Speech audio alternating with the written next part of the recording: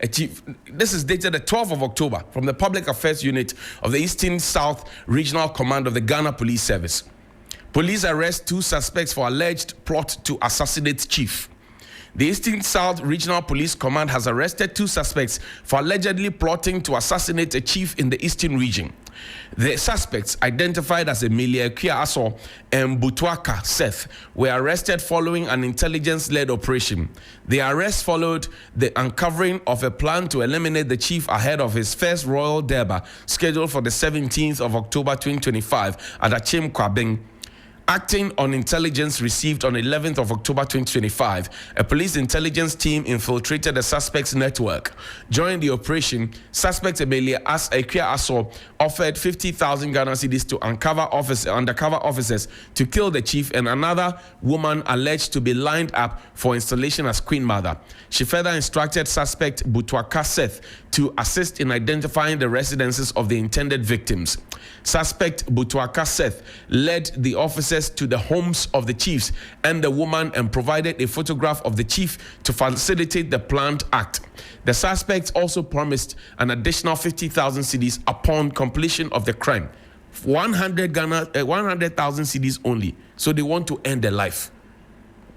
Both suspects are currently in police custody, assisting investigations, and will be put before court. The Eastern South Regional Police Command assures the public that it remains committed to ensuring the safety and security of all residents, especially traditional leaders in the region. Signed, DSP David Fiankwotri is the head of Public Affairs Unit, Eastern South Regional Police Command. Because of 100,000, put their case out there. They are suspects, though, innocent until proven guilty.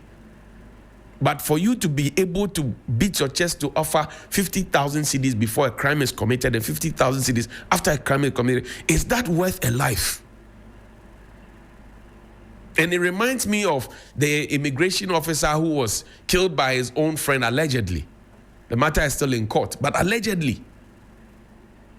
What kind of a society are we becoming? What kind of greed and insatiable society are we becoming? A greedy and insatiable society. What are we becoming? What are we becoming? There are no morals. There are no principles. There are no values. There's no virtue. It's just living and getting by and trying to get what you want. In our society today, if you don't have money or you don't have prestige, nobody literally respects you. I've been to events as an event compere or MC. I've been to events and I see older people standing, and you find roboskeske girls. Roboskeske, they are doing roboskeske things, and they are sitting down with puked lips, and they have their phones, and they are not even giving the older people an opportunity to sit down. They forget that they will also grow old and somebody may refuse to offer them a seat to sit down. They didn't come to see Osa buses. And how you would get up, or King of Kings buses, how you would get up, even if you have paid, to make sure that an older person, an elder, sits down. They don't know. They don't know. They don't know how to even open the doors for older people. They don't know. They don't have that training is missing, because they are the breadwinners of their families these days. Even though they are in university level 200, level 300, they take care of their families because they have longer nails. They don't wash. They have iPhones that their parents don't ask them questions about. They go out and sleep out and come back 2 days later. They bring money. Their mothers are washing for them. Their fathers are weeding. Their mothers are cooking for them, and they are eating. And all they do is to TikTok and to WhatsApp and to Facebook and to Snapchat and to show nudes everywhere, and it's okay. What kind of a crazy society are we raising?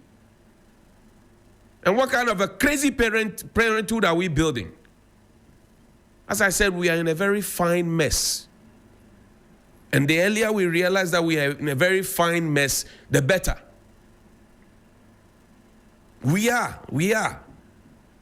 We deeply are in a very fine mess. Look, let me show you another fine mess. Take me to the Ayawaso area, the assembly. I've done this before, but there's an update, and I want to share that with you. Quickly, we'll do this, and then we'll wrap up. So, no, not this one, because of the other one. Now, there's a, no, not this one, there's another one. Some persons put together, because of the previous one. People put together their heads, two people. Two people put together the heads. Well, good. Now, this is dated the 16th of July, 2025. The Municipal Chief Executive, Ayawaso West Municipal Assembly, Jowolu, request for a meeting with the head of the local government service. I write to inform you that the head of the local government service, per letter dated 16th of July 2025, has requested to meet with the municipal coordinating director and the presiding member of the Ayawaso West Municipal Assembly on Thursday, the 17th of July 2025 at 11 a.m. prompt. The meeting, which will take place at the office of the head of the local government service, aims to engage the two parties in a constructive dialogue towards addressing the strained working relationship, which is gradually affecting the image of the assembly and diminishing the public confidence in local governance. You are kindly requested to ensure that the attendance of the affected officers at their scheduled meeting. Please accept the assurances of the Honorable Regional Minister. Lillian Abeka is a Chief Director for Regional Minister. Show me the other document. No, the first one, the very first one. Now, two people put their heads together and put together an account that was not approved and put the assembly's money in it. What has happened to them? This is dated the 20th of May, 2024, right? And then it's dated the 1st of July, 2025. Sorry about that. I'm talking about the reference. I was confusing the reference with that. Composition of a committee for investigation into allegations. The office is in receipt of a petition for some assembly members of the Ayawaso West Municipal Assembly to cause investigation into the actions of the Municipal Coordinating Director and Municipal Finance Officer. Consequently, I have the pleasure to compose a 3-man committee, including the Regional Economic Planning Officer, the Regional Finance Officer, and a Principal Internal Auditor to investigate the veracity or otherwise of the allegations and make recommendations. The committee is given 10 days from the date of this letter to bring a report of their findings and recommendations. Ms. Portia Tego will be the secretary to the committee.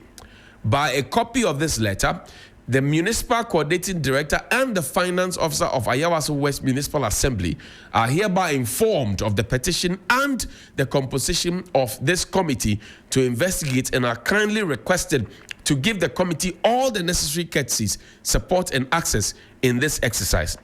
Please find attached the petition for your consideration and further action, and hope to count favorably on you. Lillian Becker writes again. Now, show me the latest document, Kuzo. The latest document we have is that some transfers have been made. This is the 26th of August, 2025. Posting of officers. 26th of August, 2025. Posting of officers. And you keep that letter on. Now, in fact, before that, let's look at the petition, the source petition, dated the 3rd of June, 2025. Petition to cause investigation and possible transfer of the Municipal Coordinating Director of the Ayawaso West Municipal Assembly. The craziness I'm talking about. The above matter refers, we, the undersigned assembly members of the Ayawaso West Municipal Assembly, officially, this is the assembly writing to the minister to say our Municipal Coordinating Director has his fingers in some pies. Now, officially write to petition your good office to cause an investigation into the actions of the MCD and the Municipal Finance Officer, 2 of the officers. The MCD, in collaboration with the Municipal Finance Officer, have surreptitiously opened an account on behalf of the Assembly without recourse to the Assembly members and without due process. The account details are as follows. First Bank Ghana Limited, Ayawaso West Municipal Assembly. Account number 019-203-001-2157. That's 019-203-001-2157. Branch Airport. As part of the corrupt practices at the Assembly, the MCD unilaterally withdrew an amount of 379,169 Ghana cedis on the 24th of December 2024, eve of Christmas, with check number 003034. That's 003034 for a supposed evacuation of refuse of the 3 zonal council without any prior knowledge of the assembly members and without due process. Without any knowledge of the assembly members and without due process. We are hereby call on you to investigate the issue and bring them to book. We also propose that the MCD is transferred from the district to halt the corrupt practices at the district. Ministry of Local Government and Chieftaincy Affairs, the head of local government, they are all covered. Now, give me the latest one, please, quickly. No, these are the latest one. Good. Now, posting of officers is dated the 26th of August, 2025. I refer to the above-mentioned subject. The posting of the underlisted officers have been authorized as directed against their names with immediate effect. And you have District Coordinating Director, right? His name, Savalugu, MD, and they have all, just be scrolling. Now, I have some questions. One person has been transferred from the said assembly that you had the MCD and the MFO. They put their heads together, opened an account, took money from the assembly and put in it. That is not in doubt as we speak. But the question I want to ask is, one person has been transferred. What happens to the other person? There are two. And it is all about transfers. That is the second question. The third question is, have the monies been retrieved? The monies that they paid, they took from the assembly and put there, have they been retrieved from the account? And who are the signatories to that account at First Bank Airport Branch? I've given you the details. You can go and check. And is that the way to go? And if people do this, and I always say this, that when people do some of these things, and the fact that the transfer has happened could mean, so hold on, Godwin Domayele, right, is a district coordinating director. Sunyani, okay, Ayawaso West is coming to Ayawaso. So I'm looking for Ayawaso West. Okay, so Bernard P.K. Sechiama is district coordinating director, Ayawaso West MA. He's going to Ketu North. And this is what we have been doing since 1900. People commit mistakes or for whatever reason, and we say, oh, we are moving you from here, we're taking you to the north, or we're taking you somewhere. So we are trying to whitewash the problem. This is the taxpayers' money of almost 400,000 Ghana cedis. Transfer alone is not enough.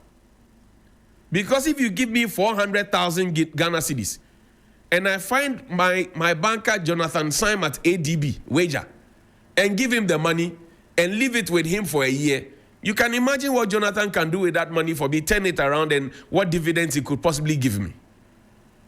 So if somebody takes our money and goes to open a bank account, and the assembly members all unanimously, both NDC, MPP, as they like to call it on the ground, put together a petition. No, Kunzo, bring me the names of the assembly members. They put together a petition. And then they say that, come and investigate. We say we are only transferring the person.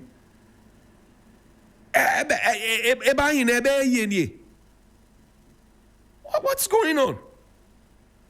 Look, if you have the regional minister's number, please call her and tell her that the streets say the reset that the people voted for is not about transfer. It's not business as usual. If the people did wrong, if the account at the Airport First Bank is there, if it is indeed true that they transferred the monies without due process and without the knowledge of the assembly who is supposed to approve of it, the law must take its course. The law certainly must take its course. And you must tell the regional minister that it must not be business as usual. No. We cannot have that. Here ends my sermon. Please call me 055-924-2717 and 055-691-0154. That's 055-924-2717.